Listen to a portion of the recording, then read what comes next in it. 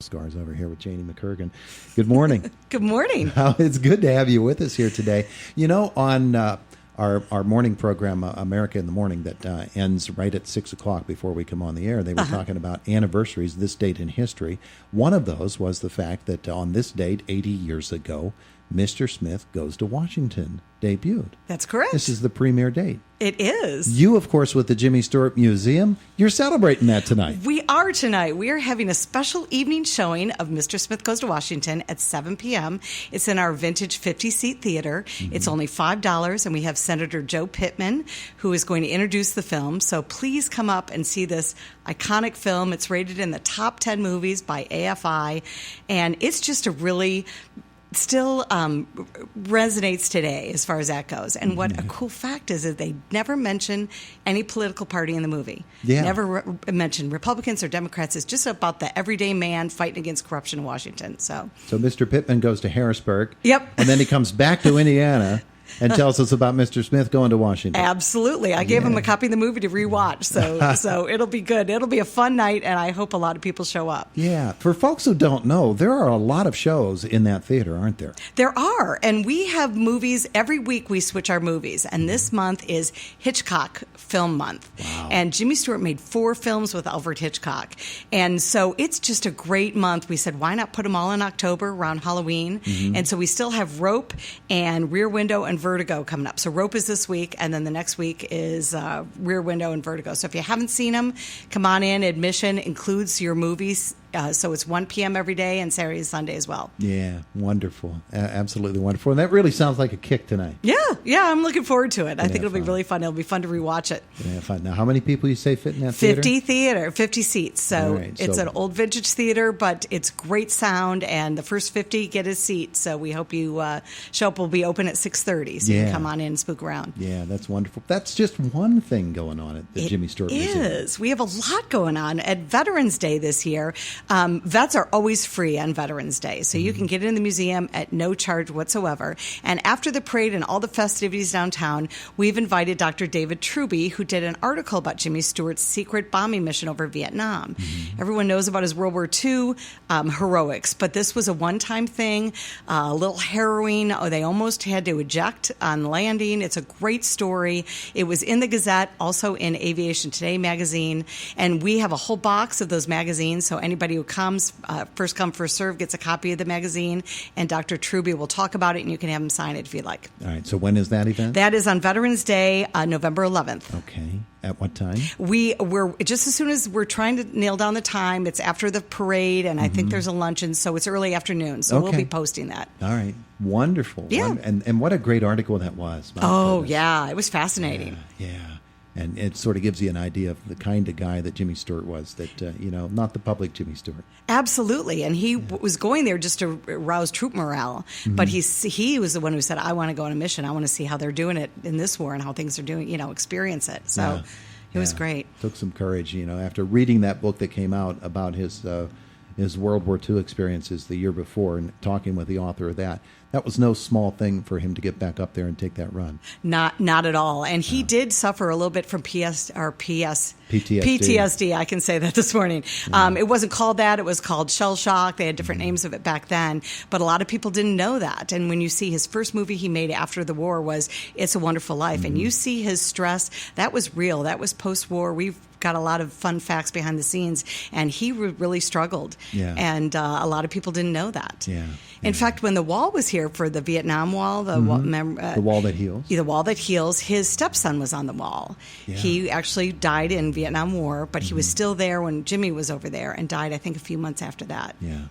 So that's just a touching part of the Jimmy Stewart story. And it's really indicative of the fact that the Jimmy Stewart Museum is such a well-rounded exhibition of what Jimmy Stewart was all about. Absolutely. I am shocked to this day the amount of people. I've only been there for 2 months, and in my short 2 months, I have met people from Canada, Germany, Australia, Japan, Mexico, and people who have made a trip, in Spain, who have made the trip to come to the museum specifically for Jimmy Stewart.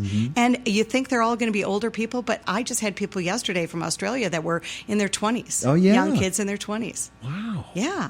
That's amazing. So he really resonates still. It's amazing. Yeah, yeah. And you hear about other museums. The John Wayne Museum, they had to close it down because people don't remember John Wayne. I know. Which I can't fathom, but okay.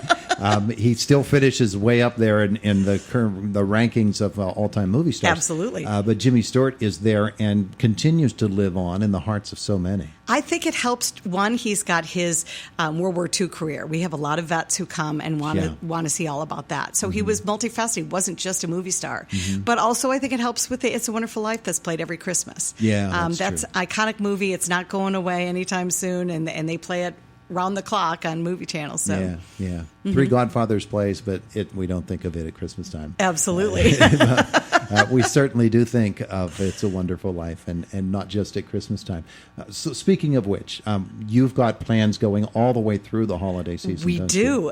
We are taking down all the stuff in the U-shaped hallway, if you've ever been in the museum, and we're putting up a brand new It's a Wonderful Life display. Never be seen before. We have new vintage posters and art posters that show the movie, really unique stuff. We have a lot of behind-the-scenes fun facts about the movies that you didn't know. We have the original letter that Frank Capra actually sent to Jimmy Stewart about the movie. We've got a miniature Granville house, which is the house that was in the movie, and it's a big dollhouse size, as well as a lot of memorabilia. It's going to be It's a Wonderful Life crazy. So if you like the movie, it's time, November 19th, I believe the exhibit will be up through Christmas. So come see it. And we have a festival of trees as well that are all decorated based on Jimmy Stewart's life and Jimmy Stewart's movies. So it's Christmas is a great time to be at the museum, that's for sure. Yeah, one of the best times of the whole year.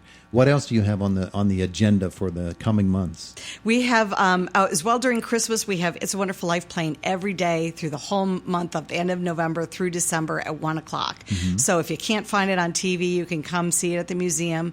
We also have a lot of really nice new items at the store, and people don't realize that you don't have to pay admission if you want to come shop at the museum. Yeah. You can just come up and look for that unique item. We've got new mugs, travel mugs, wine glasses, T-shirts, sweatshirts, movies, books.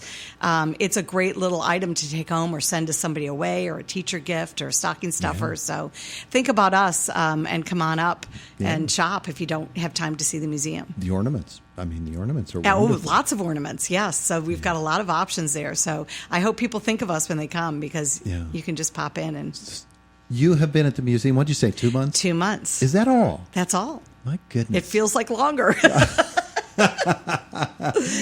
The settling in process is over now, right? It is, and we're making big plans for 2020. It's our 25th anniversary in 2020. It's been 25 years. It has. And we're going to close down the museum in February when we're slow and repaint and refresh the museum. We're going to bring things out of the archives that have never been seen. We're going to reorganize it. We're going to try and bring automation and technology in with touch screens and audio and video. We're going to make it a whole new museum. And people around the community were out there asking for support from the businesses. And people have been really receptive as far as supporting the refresh of the museum. And I think people will be pleasantly surprised when they see it next year. I'm shocked that it's been 25 years. Because I worked on the original when the opening was first coming. I worked with, I can't remember her name when she was here. Elizabeth Salme. Elizabeth, yeah. I worked with Elizabeth on the audio presentations for the opening. And I remember how excited folks were. Absolutely. To have this finally happening. Yeah. And how the community was all jazzed about it. And it was just so much fun to go back in the archives, pull the sound from movies and interviews and everything, and help to put all of that together. Absolutely. And 25 years? 25 years. I was on the board at the beginning for about 7 years. Janie, you're getting old. I know. I shouldn't admit that. Nobody else is getting old, just Janie. Just me. But yeah, I did the original Harvey Award dinners. Yeah. And it just seemed like so long. My kids were babies back then. My goodness. Now they're out of the house. Yeah. Well, that's okay. That's okay. So yeah, it's going to be a whole, I hope people come back, because I think it's going to be really neat.